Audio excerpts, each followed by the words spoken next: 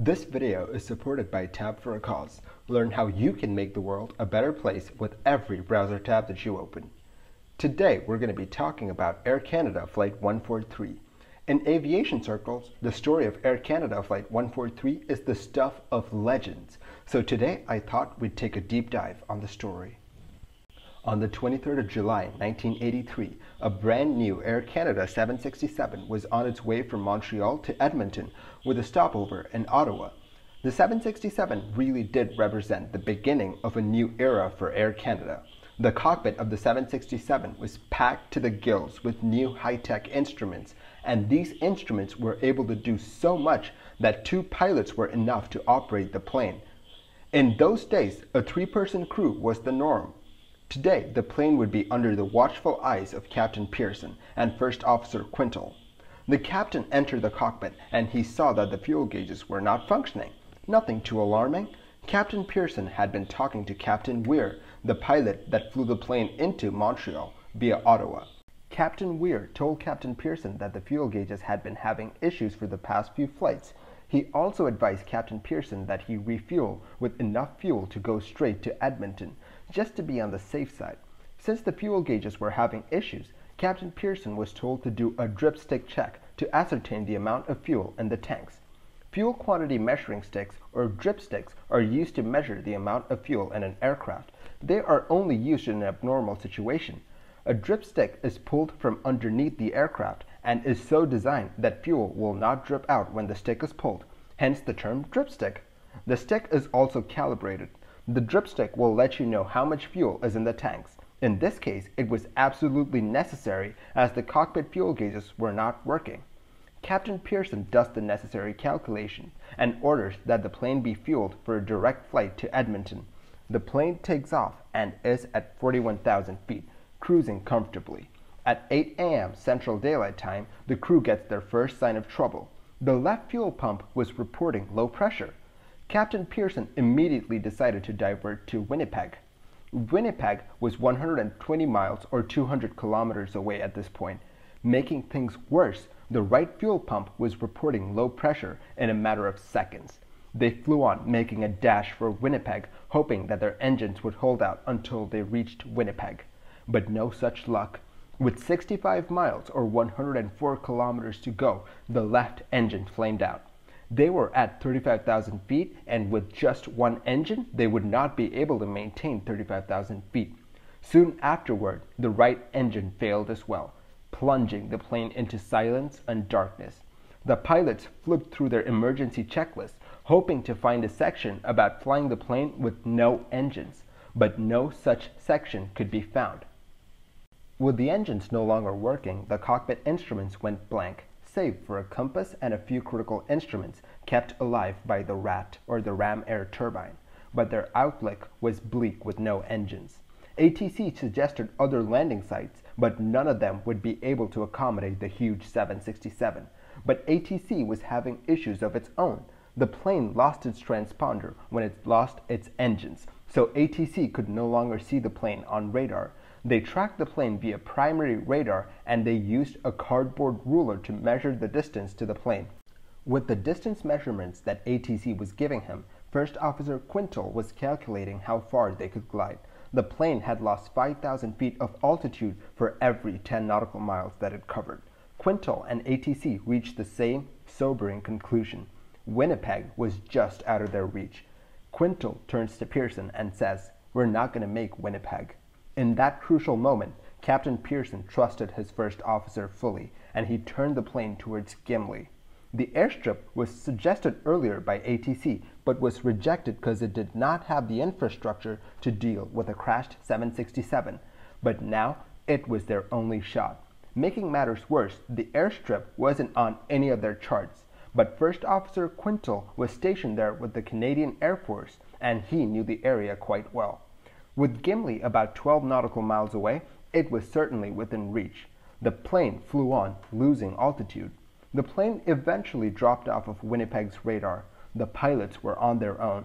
As they got close, the pilots decided to lower the landing gear. With the RAT only providing hydraulic power to the most basic controls, The landing gears were not hydraulically powered and was allowed to drop and lock into place with their weight. The main undercarriages were down and locked as they were big and heavy, but the lighter nose gear failed to lock.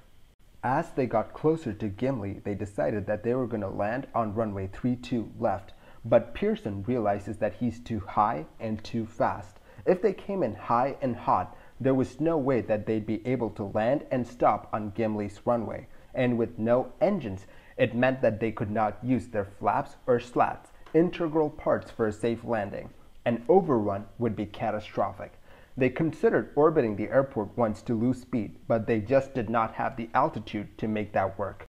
Captain Pearson was a skilled glider pilot, and he wanted to do something known as a side slip. A slip is used by glider pilots to lose speed and altitude. In a slip, you use the rudder to throw the nose over to one side, and then you apply aileron in the opposite direction to bank the plane. So in this configuration, you are traveling straight, but your nose is off to one side, and the air impinges on the fuselage and the wings, generating huge amounts of drag. Captain Pearson, now out of options, crosses the controls and puts the 767 into a vicious side slip. The plane banked so much that passengers on the left could see nothing but the ground, and passengers on the other side could see nothing but the sky. The side slip has an unintended consequence. Due to the plane's configuration, the rat was not getting as much airflow as before. It remained to be seen if they'd have enough hydraulic pressure to right the plane. He held the plane like that in a delicate balancing act as the plane dropped like a stone. Quintal sees something in the distance.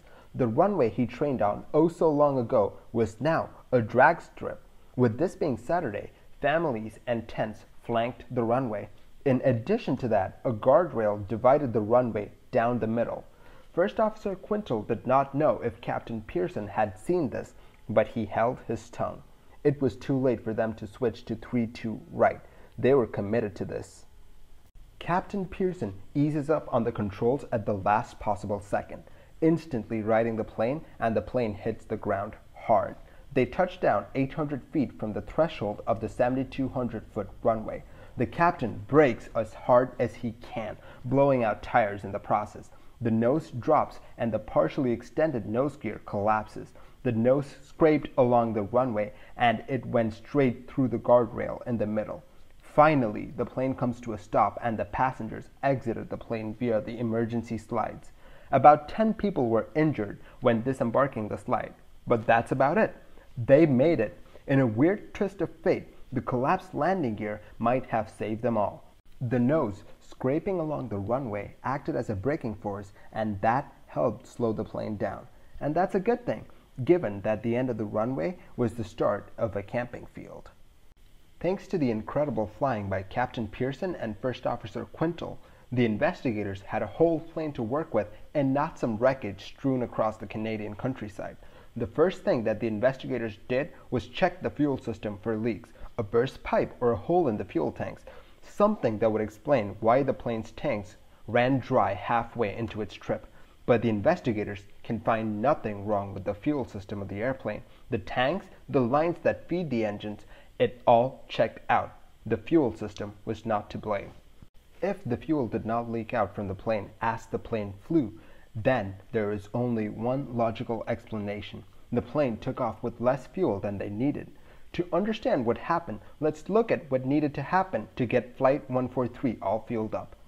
Since the plane's fuel gauge was not working, they had to use the dripsticks to get the amount of fuel in the tanks. The dripsticks had markings on them in centimeters, and it gave the fuel level in the tanks in centimeters. This centimeter reading had to be converted into liters. This was done with the help of a table in the cockpit and was easy enough. And now for the last part, you converted this quantity in liters to kilograms. The reason for this is quite interesting. Pilots work with fuel in terms of weight, that is, in kilos or pounds, whereas fuelers work with fuel in terms of volume, that's in either liters or pounds. So for them to talk to each other, you needed to convert the liters into kilos and vice versa. So on the day of the flight, confusion was rampant, partly because no one knew whose job it was to do all of these calculations. Usually it's the job of the flight engineer to do this, but with the fuel gauges out of commission, no one knew whose job it was. So on the ground crew and the pilots tackled the problem together. No one shied away from the issue. Here's how the calculation should have looked. The drip check told them that the plane had 7,600 liters of fuel on board, and the pilots wanted 22,000 kilos of fuel on the plane for the trip to Edmonton. To convert the 7,600 liters to kilograms, you needed to multiply it by 0.8, and that gave you 6,100 kilos. Remember, they needed 22,000 kilos of fuel, and they already had 6,100 kilos of fuel. So that means that they needed an additional 16,000 kilos of fuel. The fueler needs that quantity in liters, so you divide that by 0.8 and you get 20,088 kilos of fuel. This is how the fueling should have gone, but looking back at the fueling sheet, they discovered that they used 1.77 as the conversion factor and not 0.8. When you multiply 7,600 with 1.77, you get 13,000. 13,000 pounds, but in the confusion, they misinterpreted it to mean that the plane had 13,000 kilos of fuel on board. So now they had 6,100 kilos of fuel on board, and they think that it has 13,000. Mistake number 1. So going by those numbers, they needed another 8,700 kilos of fuel. Converting 8,700 kilos to liters, they used 1.77 again.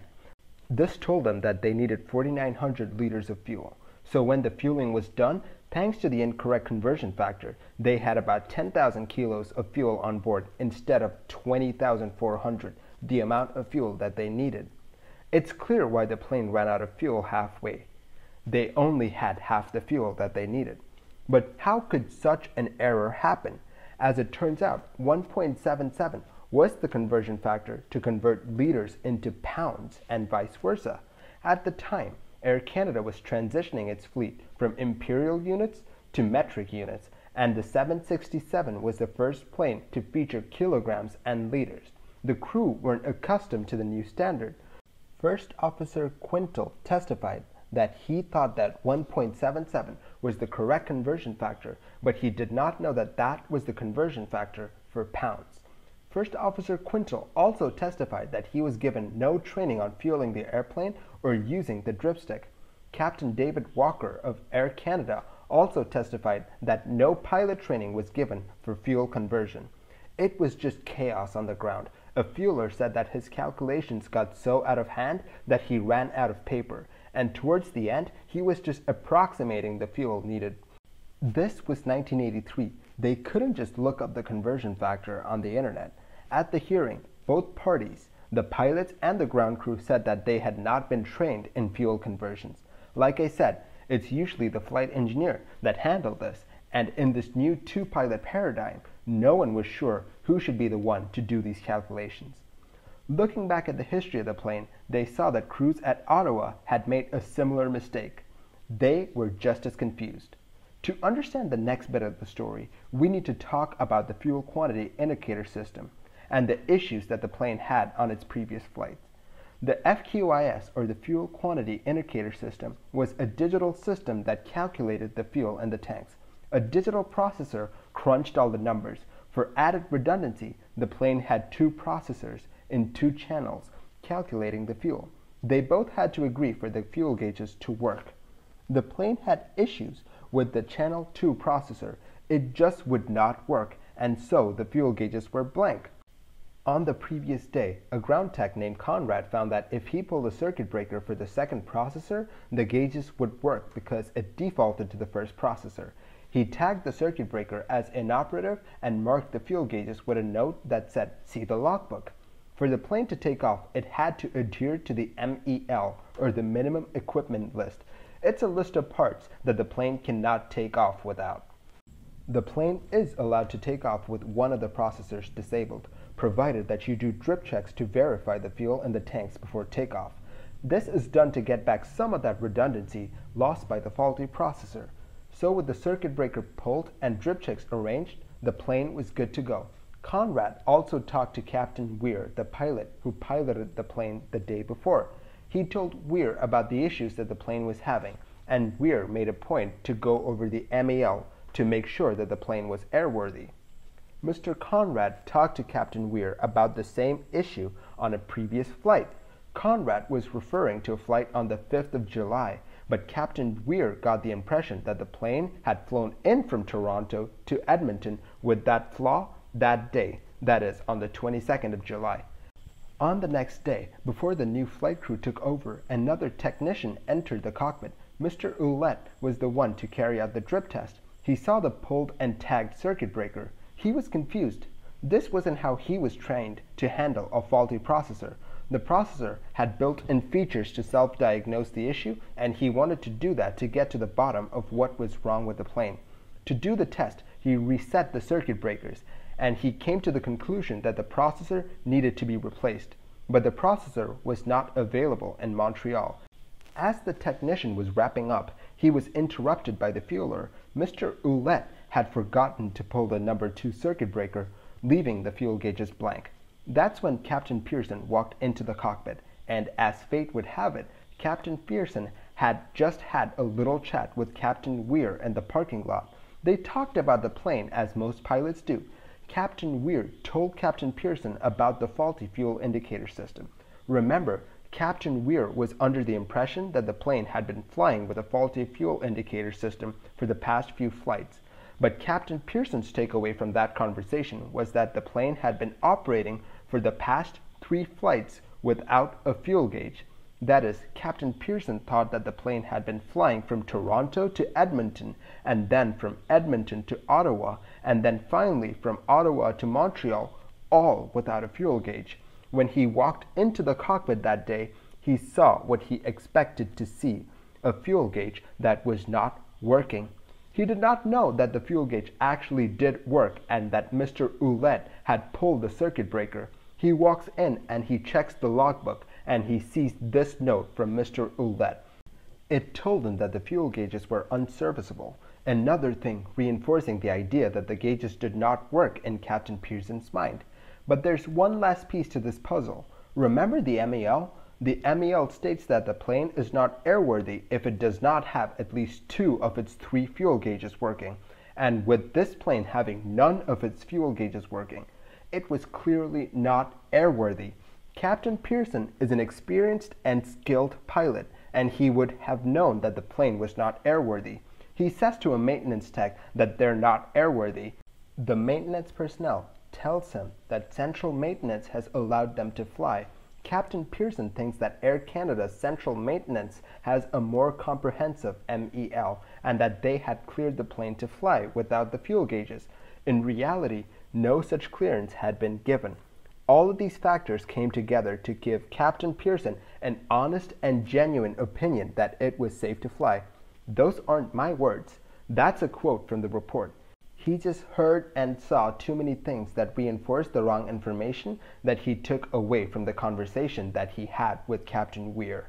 And then he punched in the amount of fuel that they thought he had into the FMC, and the plane took off. The FMC kept subtracting the fuel burn from the fuel that was initially entered into it, and so when they did all of their fuel checks, all appeared normal.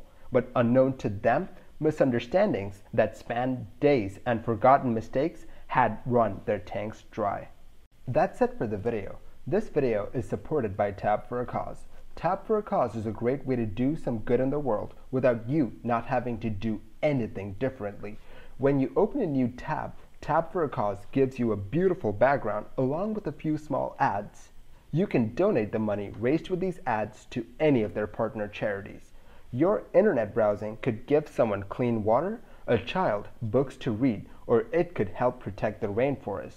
In times of crisis, they run special campaigns to help those in need. They helped fight the bushfires in Australia, they helped feed New York during the pandemic, and they helped raise money for the NAACP Legal Defense Fund. The impact Tab for a Cause users have had is tremendous. In Q4 of 2019, Tab for a Cause donated $53,000 to charities, all raised from regular people like you and me just browsing the web. I myself have been using Tab for a Cause for more than a year now, and I've opened more than 7,200 tabs. Tab for a Cause is available for Google Chrome and Mozilla Firefox. Link in the description. Thank you for watching this episode of Mini Air Crash Investigation. A big thank you to iTrapper for letting me use his amazing footage on my video. If you like the videos that I make, do consider liking and subscribing. It will really help the channel grow. Stay safe, wash your hands. I'll catch you guys next time.